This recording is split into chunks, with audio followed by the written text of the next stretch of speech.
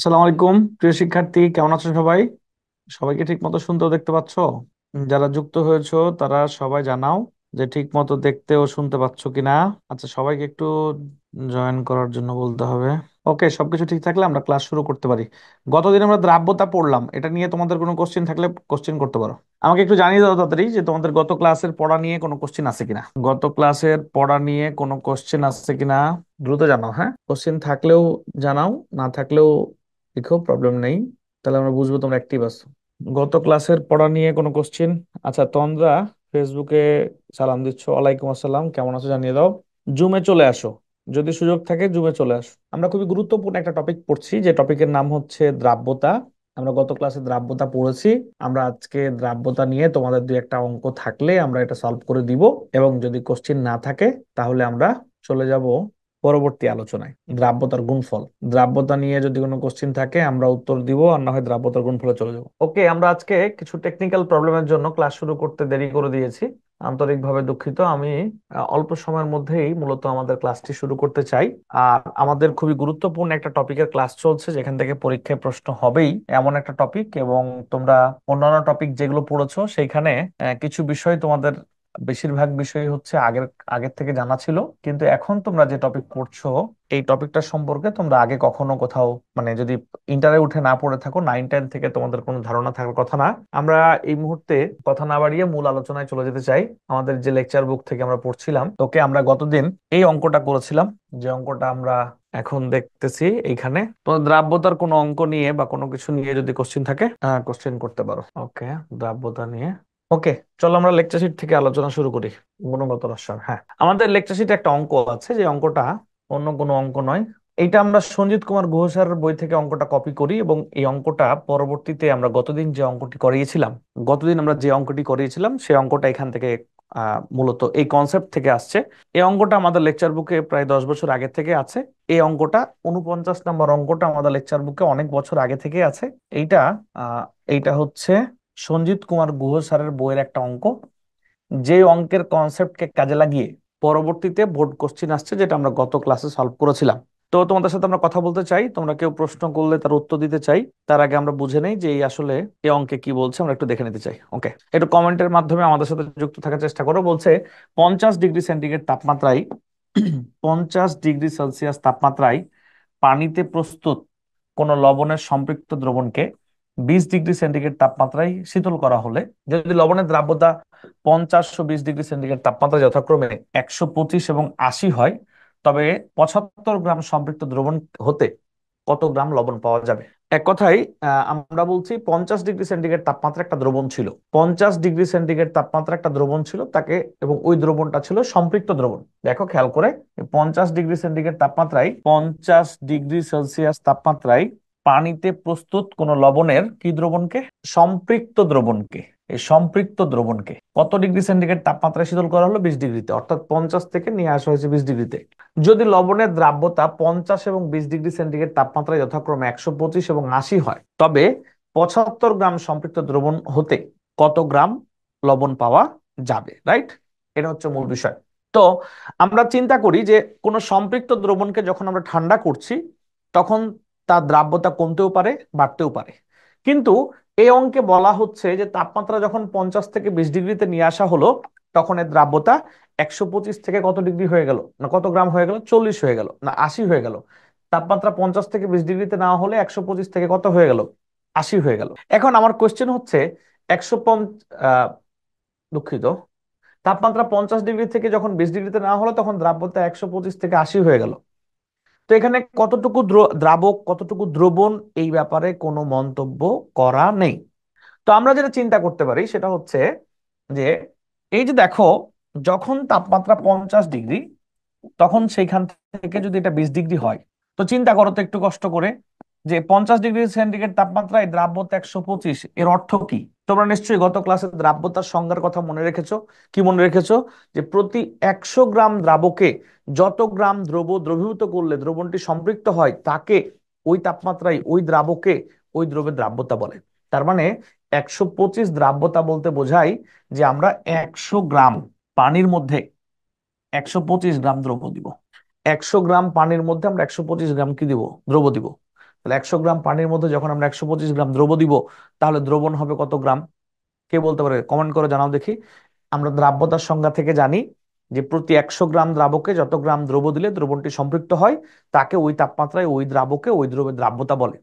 তো আমরা 125 পেয়েছি দ্রাব্যতা, দেখো অঙ্কে লিখে দেওয়া আছে যে 50 ডিগ্রি সেন্টিগ্রেড তাপমাত্রায়, 50 ডিগ্রি সেলসিয়াস তাপমাত্রায় দ্রাব্যতা 125। তাহলে 50 ডিগ্রি সেন্টিগ্রেড তাপমাত্রায় দ্রাব্যতা 125 মানে কি? আমরা একে 100 গ্রাম পানির মধ্যে মিশিয়েছিলাম, এবং এজন্য মোট দ্রবণের পরিমাণ হয়ে গেছে কত? 225 গ্রাম। কত গ্রাম? 225 গ্রাম। এখন এই 225 গ্রাম, এই দ্রবণটাকে ঠান্ডা করতে গেলে 225 গ্রাম দ্রবণ যখন, তখন কিন্তু এখানে দ্রাবক হচ্ছে 100 গ্রাম। দ্রাবক হচ্ছে 100 গ্রাম। তাহলে 225 গ্রাম, 225 গ্রাম দ্রবণকে যখন ঠান্ডা করব, তখন 125 থেকে 80 বাদ দিব। 125 থেকে 80 বাদ দিলে কতটুকু হবে? এই যে দেখো, 50 ডিগ্রি সেন্টিগ্রেড তাপমাত্রা দ্রাব্যতা 125, এবং 20 ডিগ্রি সেন্টিগ্রেড তাপমাত্রা দ্রাব্যতা কত? 80। তাহলে 125 থেকে 80 বাদ দিলে এটা হয় 45 গ্রাম। তার মানে আমরা এই অঙ্ক থেকে বুঝলাম 225 গ্রাম কোনো সম্পৃক্ত দ্রবণকে, যেটা কিনা ছিল 50 ডিগ্রি সেন্টিগ্রেড তাপমাত্রায়, ওই তাপমাত্রার কোনো দ্রবণকে ঠান্ডা করতে গেলে এবং ঠান্ডা করে সেটা 20 ডিগ্রিতে নিয়ে আসা হলে সেখানে 45 গ্রাম কি পড়বে? অধক্ষেপ পড়বে। নিশ্চয়ই এটুকু সবার বোঝার কথা। এবার খেয়াল করে দেখো, বলছে 225 গ্রাম দ্রবণকে ঠান্ডা করলে যদি অধক্ষেপ হয় 45 গ্রাম, তাহলে 75 গ্রাম, 75 গ্রাম সম্পৃক্ত দ্রবণ হতে কত গ্রাম লবণ পাওয়া যাবে? তাহলে এখন তো সহজেই বলা যায়, এখানে অঙ্ক করেই দেয়া আছে। 50 ও 20 ডিগ্রি সেন্টিগ্রেড তাপমাত্রায় দ্রাব্যতা যথাক্রমে 125 এবং 80। বলছে 50 ডিগ্রি সেন্টিগ্রেড তাপমাত্রায় প্রস্তুত 225 গ্রাম সম্পৃক্ত দ্রবণকে শীতল করলে পাওয়া যায় 125 - 80 মানে কত গ্রাম? 45 গ্রাম। তাহলে অতএব 50 ডিগ্রি সেন্টিগ্রেড তাপমাত্রায় প্রস্তুত 75 গ্রাম সম্পৃক্ত দ্রবণকে শীতল করলে পাওয়া যায় 45 × 75 / 225 কত গ্রাম? 15 গ্রাম।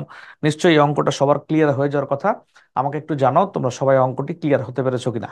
আমাকে সবাই জানাও তোমরা সবাই এই অঙ্কটি ক্লিয়ার হতে পেরেছো কিনা। দ্রুত জানিয়ে দাও, দ্রুত জানিয়ে দাও ক্লিয়ার কিনা। ওকে, যদি ক্লিয়ার হতে পারো, আমরা আরো দুই একটা অঙ্ক দেখতে চাই এখানকার। আরো দুই একটা অঙ্ক দেখে তারপর হচ্ছে আমরা দ্রাব্যতার গুণফলে চলে যাব। হ্যাঁ, এখানে 45 নাম্বার একটা অঙ্ক ছিল। তুমি চাইলে অঙ্কটা করতে পারো, আর না চাইলে নাও করতে পারো। হ্যাঁ, ওকে, 45 নাম্বার একটা অঙ্ক ছিল এটা। এখানে যে পড়া, সেখান থেকে পরীক্ষায় তেমন কোনো প্রশ্ন হয় নাই, তবে ইঞ্জিনিয়ারিং ভর্তি পরীক্ষায় দু একটা জায়গায় এখানে আসতে দেখা গিয়েছে। এই যে 45 নাম্বার অঙ্ক, 45 নাম্বার অঙ্ক দেখো তোমরা।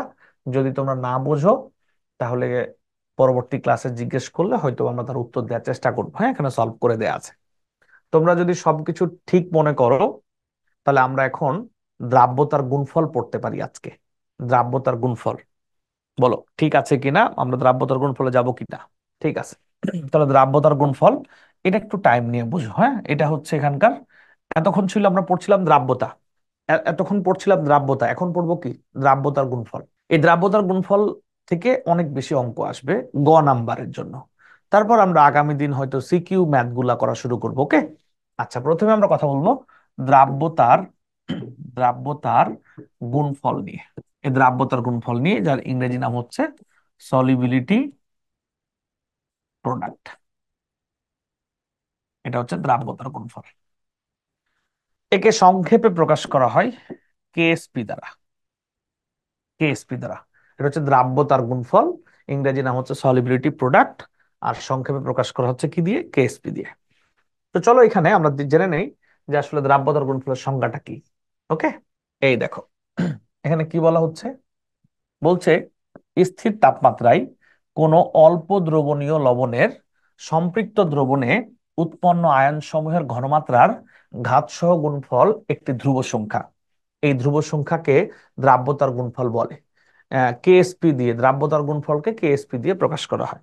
তাহলে আবার একটু পড়ে শোনাই, আবার পড়ে শোনাই। বলা হচ্ছে এখানে স্থির তাপমাত্রায়, ফার্স্ট কথা, স্থির তাপমাত্রায় কোনো অল্প দ্রবণীয় লবণের, স্থির তাপমাত্রায় কোনো অল্প দ্রবণীয় লবণের, কি দ্রবণে? সম্পৃক্ত দ্রবণে উৎপন্ন আয়ন সমূহের ঘনমাত্রার ঘাতসহ গুণফল একটি ধ্রুব সংখ্যা। এই ধ্রুব সংখ্যাকে দ্রাব্যতার গুণফল বলে।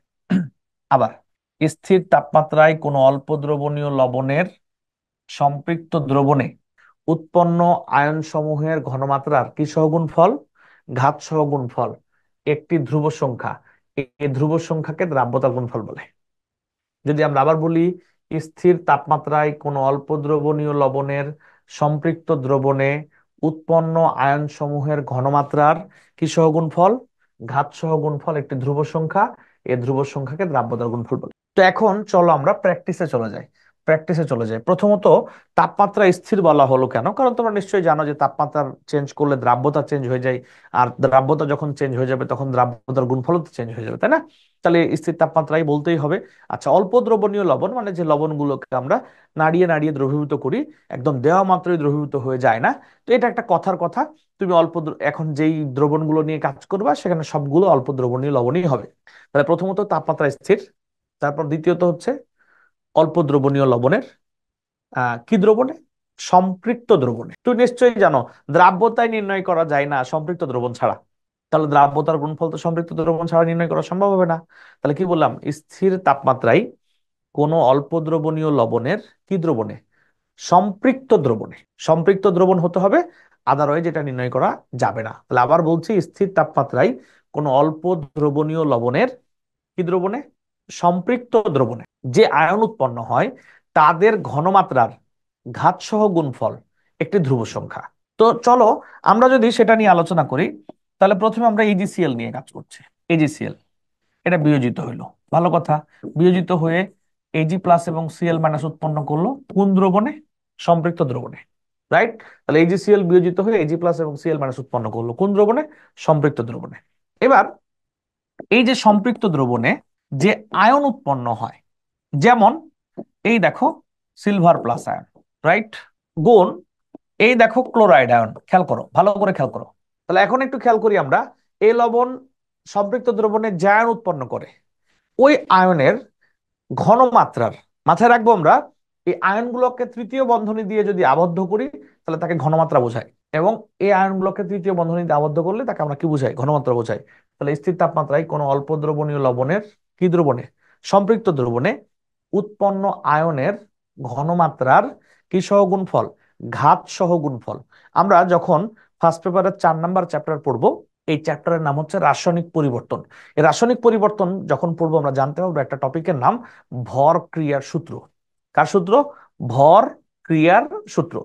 এই ভর ক্রিয়ার সূত্র যখন আমরা পড়বো তখন আমরা জানতে পারবো যে এখানে যে সহগগুলা থাকবে এই সহগগুলা পাওয়ার হয়ে যাবে।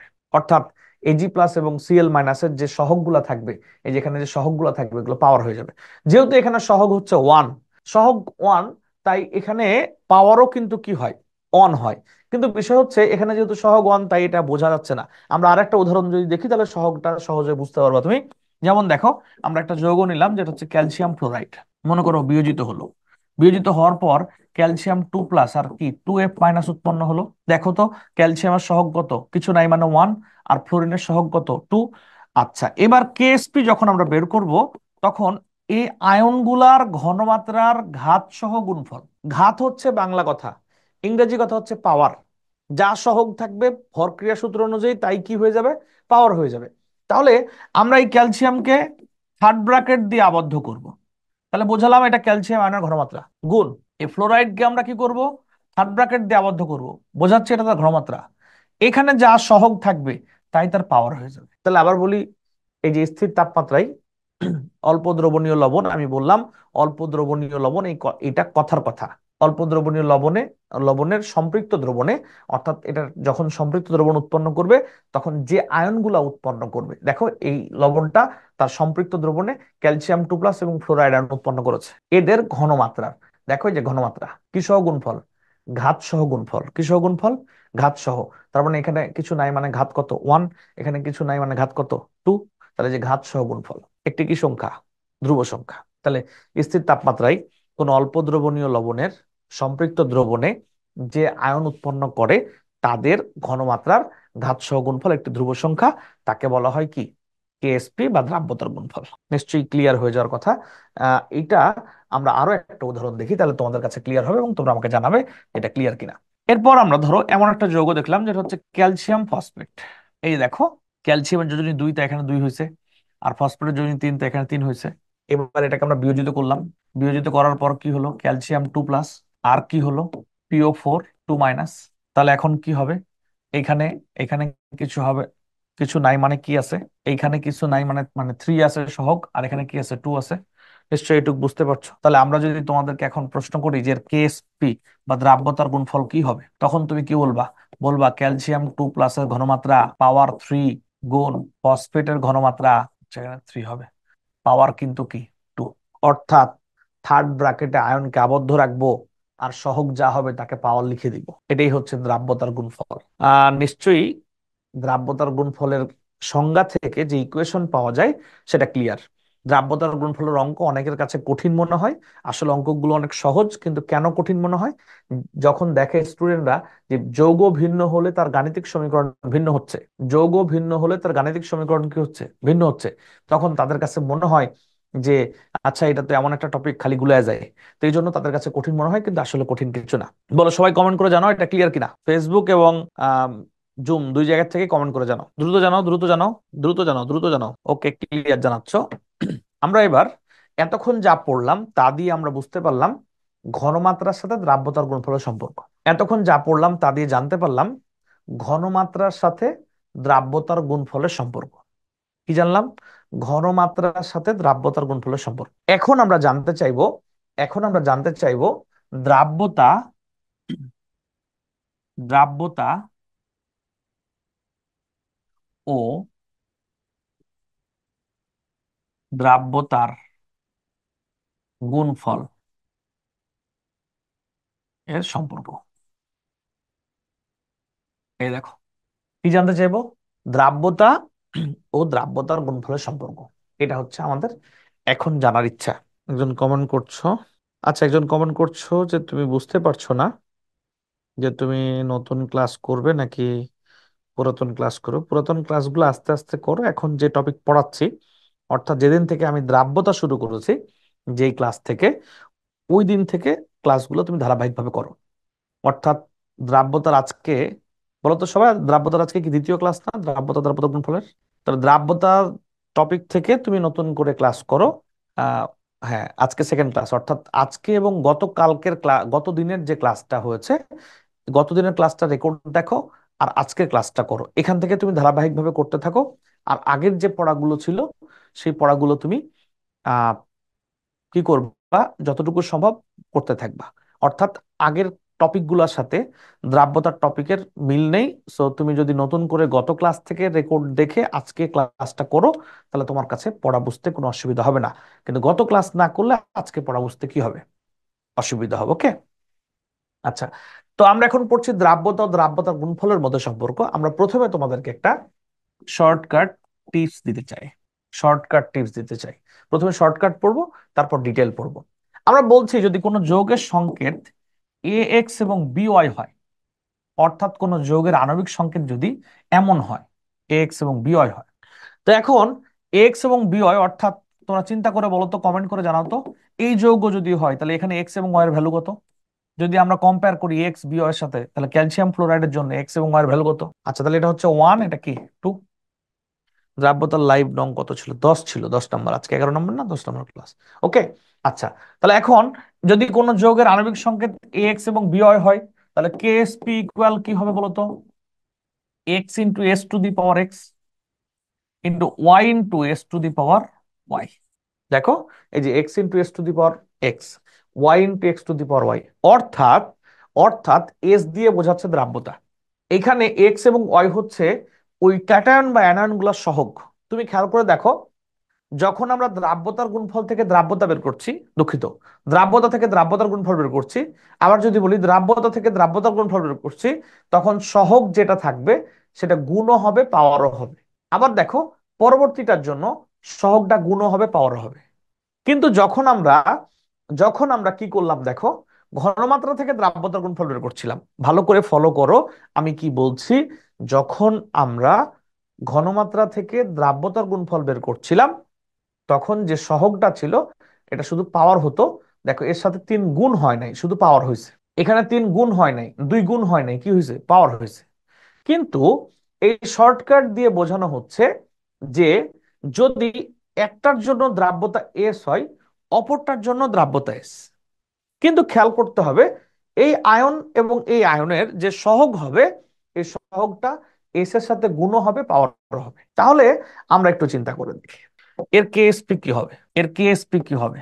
এর কেএসপি ইকুয়াল কি হবে? এর সহগ কত? 1। তাহলে 1 × s⁻1, মানে 1 গুণও করতে হবে, পাওয়ারও দিতে হবে। আবার এর সাথে গুণ করলা 2 × s⁻², তাহলে কেএসপি ইকুয়াল কি হবে? 1 গুণ করো, পাওয়ার দাও, এসি তো থাকবে। আর এখানে 2s এর উপর 2, মানে কি হবে বলো? 4s²। তাহলে এখন এখন কি হবে এখানে? 4s³। 4s³। নিশ্চয়ই এটা ক্লিয়ার হয়ে যাওয়ার কথা, হ্যাঁ? তাহলে এই শর্টকাটটা কি তোমরা বুঝতে পেরেছো? আমরা কি করছি? এই আয়নের জন্য দ্রাব্যতা মনে করলাম এস, এই আয়নের জন্য দ্রাব্যতা মনে করলাম এস। এবং আমি বললাম যখন দ্রাব্যতা থেকে দ্রাব্যতার গুণফল বের করব, তখন যে সহগগুলা থাকবে তা গুণ হবে, পাওয়ার হবে। কিন্তু ঘনমাত্রা থেকে যখন দ্রাব্যতার গুণফল বের করছি, তখন সহগগুলো অনলি পাওয়ার হচ্ছে, গুণ কিন্তু হচ্ছে না। নিশ্চয়ই ক্লিয়ার? আমাকে একটু বলো যে ব্যাপারটি ক্লিয়ার কিনা। তাহলে আমরা তোমাদেরকে এখন অনেকগুলা যোগও প্র্যাকটিস করাবো, যাতে কোনোভাবেই তোমাদের ভুল হওয়ার কোনো কি না থাকে, চান্স না থাকে। তাহলে একটু খেয়াল করো তো, তোমরা সবাই, খুব সহজ তোমাদের জন্য দিচ্ছি, সবাই কমেন্ট করবে। যারা ক্লাস করছো সবাই কমেন্ট করবে। এজিসিএল শর্টকাট দিয়ে আগে বলো, তারপর আমি লং টার্ম শেখাচ্ছি। শর্টকাট দিয়ে বলো এখানে এক্স এবং ওয়াই এর ভ্যালু কত এবং কেএসপির মান কত। আচ্ছা, কেএসপির মান বললেই হবে, কেএসপির মান বললেই হবে। হ্যাঁ, একজন বলছে s², দেখো এর সহগ, এটার জন্য এস, এর সহগ কত? 1। তাহলে 1 গুণ করবো, 1 পাওয়ার দিব, গুণ করো, পাওয়ার দাও, একই তো থাকবে, গুণ। আবার কি হবে? এস, তাহলে কি হবে? s²। রাইট? আচ্ছা, এবার দেখো, যদি আমরা এবার হিসাব করি, ক্যাল এফি OH3, এফি OH3 বলো, এবার বলো, এবার বলো কি হবে? কেএসপি, কেএসপি ইকুয়াল কি হবে বলো? কেএসপি ইকুয়াল হবে এস গুণ 3s⁻3। তাহলে বা কেএসপি ইকুয়াল এস গুণ, দেখো 3 পাওয়ার 3 মানে কত হয়? 27s⁻3, মানে বা কেএসপি ইকুয়াল 27s⁻4। নিশ্চয়ই এটা ক্লিয়ার? তাহলে দ্রুত সবাই কমেন্ট করে এবার আমাকে জানাও যে অ্যালুমিনিয়াম হাইড্রোক্সাইড এর কেএসপি কত। দ্রুত দ্রুত জানাও, অ্যালুমিনিয়াম হাইড্রোক্সাইডের কেএসপি কত? অ্যালুমিনিয়াম হাইড্রোক্সাইডের কেএসপি কত? দ্রুত জানাও আমাকে। তাহলে এখন দেখো একই কথা, একই কথা, এস গুণ 3s³ তাহলে এস গুণ 27s⁻3 ইকুয়াল 27 কি? s⁻4। নিশ্চয়ই বুঝতে পারছো। তাহলে এইবার দেখো আমি যেটা দিলাম, আমি যেটা দিচ্ছি সেটা হচ্ছে ক্যালসিয়াম ফসফেট, Ca3PO4 2। এই ক্যালসিয়াম ফসফেটের কেএসপি কি হবে? ক্যালসিয়াম ফসফেটের কেএসপি কি হবে? আচ্ছা দেখো, এখানে দেখো, এটা সহগ 3, তাহলে এটা 3s হবে, পাওয়ার 3, গুণ এটা সহগ কত? 2, তাহলে 2s⁻2। তাহলে কেএসপি ইকুয়াল কি হবে বলো? 3s⁻3 মানে 27s⁻3, গুণ এটা কি হবে? 4s²।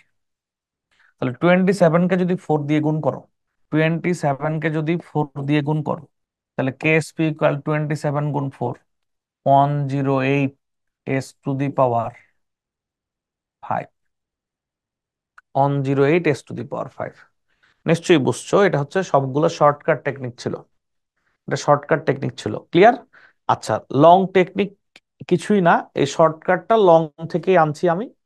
আমি বলেছি দ্রাব্যতা থেকে যদি দ্রাব্যতার গুণফল বের করো, তাহলে সহগটা গুণও হবে, পাওয়ারও হবে। যেমন দেখো, যদি আমরা রিটেনে ডিরেক্ট লিখতাম তাহলে কি করতাম? তাহলে আমরা বলতাম ধরো FeOH3, কিভাবে লিখতাম? এই যে বলতাম যে Fe3+, আর কি লিখতাম? 3OH-। তাহলে আমরা কি বুঝাইতাম? আমরা বুঝাইতাম এটা এস যদি হয়, এর দ্রাব্যতা, এটা যা হবে, এটা এক মোল থেকে দেখো এটা এক মোল উৎপন্ন হয়, তাহলে এটা তাই হবে। এটা দ্রাব্যতা এস হলে এটা দ্রাব্যতা এস হবে, আর এটা দ্রাব্যতা কিন্তু 3s হয়ে যাবে। এখন আমরা কেএসপি বের করার সময় কি করতাম?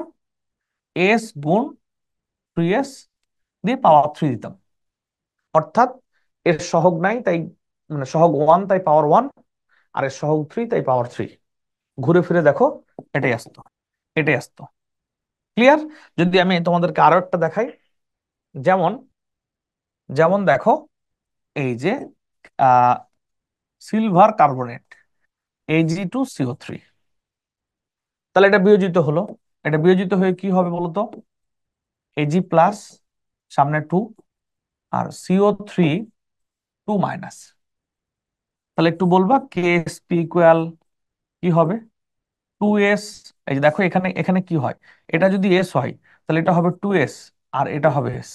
তাহলে KSP ইকুয়াল কি? 2s⁻2 গুণ এস, তাহলে আলটিমেট কি দাঁড়াবে? 4s cube. অর্থাৎ দ্রাব্যতা থেকে যখন দ্রাব্যতার গুণফল বের করব, তখন সহগটা গুণও হবে, পাওয়ারও হবে। দেখো, এর সহগ 2 গুণও হয়েছে, পাওয়ারও হয়েছে। এর সহগ 1 গুণও হয়েছে, পাওয়ারও হয়েছে 1, তাই মনে হচ্ছে কিছুই হয় নাই। আমাকে জানাও যে তোমরা এই ব্যাপারগুলা ক্লিয়ার কিনা। যদি ক্লিয়ার হও তাহলে আমরা আহ পড়ার দিকে আগাই, মানে অঙ্কের দিকে আগাই। আর তোমাদেরকে আমি একটা টেকনিক শেখাবো, যে টেকনিকটা পরীক্ষার খাতায় লেখা যাবে, যে টেকনিকটা পরীক্ষার খাতায় লেখা যাবে। ওকে, আমরা তোমাদেরকে এখন টেকনিক শেখাবো যেটা পরীক্ষার খাতায় লেখা যাবে। দুইটা টেকনিক তোমার দ্রাব্যতার গুণফলের অঙ্ককে অনেক সহজ করে দিবে। দুইটা টেকনিক তোমার দ্রাব্যতার গুণফলের অঙ্ককে অনেক সহজ করে দিবে। তাহলে টিপস 1 যেটা আমরা আজকে শিখবো, সেটা হচ্ছে দেখো, কোনো আয়ন লিখার পর তাকে থার্ড ব্র্যাকেট দিলাম, মানে বুঝাইলাম এটা আয়নের ঘনমাত্রা। আয়ন কোনো কিছুকে তৃতীয় বন্ধনী দিয়ে ঘিরে ঘিরে দিলে এটা তার ঘনমাত্রা বোঝায়। আয়ন লিখে তৃতীয় বন্ধনী দিলাম, মানে বুঝালাম এটা আয়নের ঘনমাত্রা। তাহলে আয়নের ঘনমাত্রা ইকুয়াল দ্রাব্যতা গুণ ওই আয়নের সহগ। আয়নের ঘনমাত্রা ইকুয়াল দ্রাব্যতা গুণ ওই আয়নের কি? সহগ। আচ্ছা, তাহলে এখন চিন্তা করে দেখো, ক্যালসিয়াম ফ্লোরাইড নিয়ে যদি কাজ করো, তাহলে ক্যালসিয়াম 2+ যে আয়নটা, থার্ড ব্র্যাকেট দিয়ে ঘিরে দিলে তার ঘনমাত্রা হবে ইকুয়াল দ্রাব্যতা পাইলাম। আর এইখানে ক্যালসিয়ামের সহগ কত? 1। তাহলে একে 1 দিয়ে গুণ করলাম, তার মানে বুঝাইলাম যে ক্যালসিয়াম 2+ এর দ্রাব্যতার ঘনমাত্রা সমান।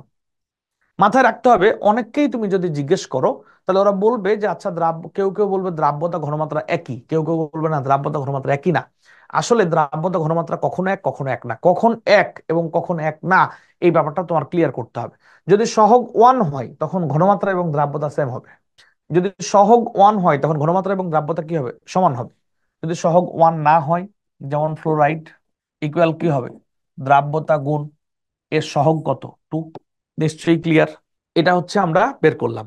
তাহলে চলো তো, তুমি যে কিছুক্ষণ আগে তুমি যে কিছুক্ষণ আগে সংজ্ঞা থেকে যখন ক্যালসিয়াম ফ্লোরাইডের দ্রাব্যতার গুণফলের ইকুয়েশন বের করলা, তখন তুমি কি লিখেছিলা? ক্যালসিয়াম ফ্লোরাইড বিয়োজিত হলো ক্যালসিয়াম 2+ আর কি 2F-। এখন কেএসপি ইকুয়াল কি হবে? তুমি এখান থেকে মান বসাও। দেখো, ক্যালসিয়ামের দ্রাব্যতা হচ্ছে এস, আর ক্লোরাইডের দ্রাব্যতা কি? 2s⁻2। তাহলে বা কেএসপি ইকুয়াল কি হবে? এস গুণ 4s²। তাহলে বা কেএসপি ইকুয়াল 4s কিউব।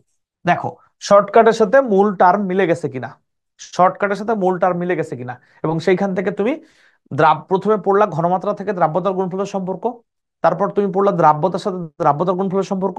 এখন তুমি কি বুঝলা যে আসলে দ্রাব্যতা ও ঘনমাত্রা এর মধ্যে সম্পর্ক কি? তাহলে দ্রাব্যতা ঘনমাত্রা কখনো সমান, কখনো সমান না। কখন সমান? যখন সহগ 1। আর যখন সহগ 1 না, তখন কখনোই দ্রাব্যতা এবং ঘনমাত্রা কি না, একই বিষয় না। ক্লিয়ার কিনা আমাকে সবাই জানাও, আমাকে জানাও ক্লিয়ার কিনা। তাহলে যদি ক্লিয়ার হও আমরা অঙ্কে চলে যেতে চাই। হ্যাঁ, ক্লিয়ার হলে আমরা অঙ্কে চলে যেতে চাই। এই যে এখানে একটা চার্ট আছে, এই চার্টে বিভিন্ন বিক্রিয়া দেয়া আছে, যৌগ দেয়া আছে, তার দ্রাব্যতা থেকে দ্রাব্যতার গুণফল এবং ঘনমাত্রা থেকে দ্রাব্যতার গুণফল দুইটাই দেয়া আছে। তুমি কষ্ট করে আহ প্র্যাকটিস করবে। আচ্ছা দেখো, এখানে 51 নাম্বার দেখো, 20 ডিগ্রি সেন্টিগ্রেড তাপমাত্রায় AgCl এর দ্রাব্যতা এত। এখন এর দ্রাব্যতার গুণফল কত? এটা খুবই সহজ অঙ্ক, এর থেকে সহজ অঙ্ক নাই। তুমি যদি বুঝতে পারো কিভাবে এটা সহজ, খেয়াল করো তো। এখানে আমরা কথা বলছি AgCl বিয়োজিত হলো, হওয়ার পর Ag+ আর কি Cl- তৈরি হলো। তাহলে KSP ইকুয়াল কি হবে? S²। কিভাবে বুঝলে S²? এই যে এস আর এস, তাহলে কি হবে? S² তো হবে। অঙ্কের মধ্যে দেখো, অঙ্কের মধ্যে দেখো এস এর ভ্যালু দেয়া আছে 1.3, এই যে 1.3 ইন্টু 10^5 এর ওপর স্কোয়ার। তাহলে কে এস পি ইকুয়াল 1.3 10^5 তার উপর স্কোয়ার। খেয়াল করো, তাহলে অঙ্কটা কি একদম সহজ না? তুমি ক্যালকুলেটারে জাস্ট এই মানটা বসায় বর্গ করে দিবা, তাহলে অঙ্ক হয়ে যাবে, আর কোনো কথা নাই। এখন তুমি প্রশ্ন করতে পারো, স্যার কেএসপির এককটা কি? এককটা কি? আচ্ছা, কেএসপির একক নিয়ে কিন্তু ঝামেলা আছে। কি ঝামেলা আছে? যদিও কোথাও কোথাও এরকম ডিবেট আছে যে কেএসপির একক হবে, কেউ বলছে হবে না। আচ্ছা, তো আমরা ওই ডিবেটে না যাই, এটা নিয়ে পরে কথা হবে, রাসায়নিক পরিবর্তন যদি পড়ানোর সুযোগ পাই তখন কথা হবে। এখন আপাতত মনে রাখো, আসলে ধরে নিলাম আমরা কেএসপির একক আছে, যদি থাকে তাহলে একক কি? এখানে যেমন দেখো দ্রাব্যতার একক, এই ক্ষেত্রে যখন কেএসপি বের করব তখন দ্রাব্যতার একক হচ্ছে মোল পার লিটার। তাহলে কেএসপি ইকুয়াল, যখন এস স্কোয়ার, মোল পার লিটারকে কিন্তু সংক্ষেপে মোলারও বলা হয়, তখন তুমি কি বলবা? মোল পার লিটার স্কোয়ার বা মোলার স্কোয়ার। আবার যখন ক্যালসিয়াম ফ্লোরাইড নিলাম, তখন এর কেএসপি হচ্ছে কি? 4s cube. তাহলে 4s কিউব মানে কি? 4s কিউব মানে কি? তার মানে এখানে কি মোল পার লিটার বা মোলার কিউব, অর্থাৎ এটা যদি মোল পার লিটার হয়, এই যে মোল পার লিটার হয়, তাহলে এটা কি হবে? উপরে কিউব হবে। কি তাই কিনা? নিশ্চয়ই ক্লিয়ার হওয়ার কথা। অর্থাৎ এইখানে দ্রাব্যতার ওপর কি ঘাত থাকবে বা পাওয়ার থাকবে, যে ঘাত থাকবে মোল পার লিটারের উপর ওই ঘাত হয়ে যাবে, মোল পার লিটারের উপর ওই ঘাত হয়ে যাবে, ওই ঘাত দিয়ে দিলে একক হবে। আমি জানতে চাই দ্রাব্যতার একক সংক্রান্ত বিষয়টা তোমরা ক্লিয়ার কিনা, দ্রাব্যতার একক তোমরা ক্লিয়ার কিনা, দ্রাব্যতার একক ক্লিয়ার কিনা জানাও, সবাই কষ্ট করে জানাও। যদি ক্লিয়ার হও আমরা অঙ্কে যেতে চাই। দেখো এই অঙ্ক 53 নাম্বার অঙ্ক নিয়ে কথা বলি আমরা। 53 নাম্বার, ক্যালসিয়াম কার্বনেটের দ্রাব্যতা এত গ্রাম পার লিটার, তাহলে দ্রাব্যতার গুণফল কত? এখন প্রবলেম হচ্ছে যে একক দেয়া আছে, এটা দেয়া আছে গ্রাম পার লিটারে, কিন্তু আমার দরকার কিন্তু মোল পার লিটার, মোল পার লিটার। তাহলে কি করব আমরা, দেখো তো। এই দেখো এটা কত নম্বর যেন, 53, 53 নাম্বার অঙ্কে দেখো দ্রাব্যতা এস ইকুয়াল 0.0305 গ্রাম পার লিটার।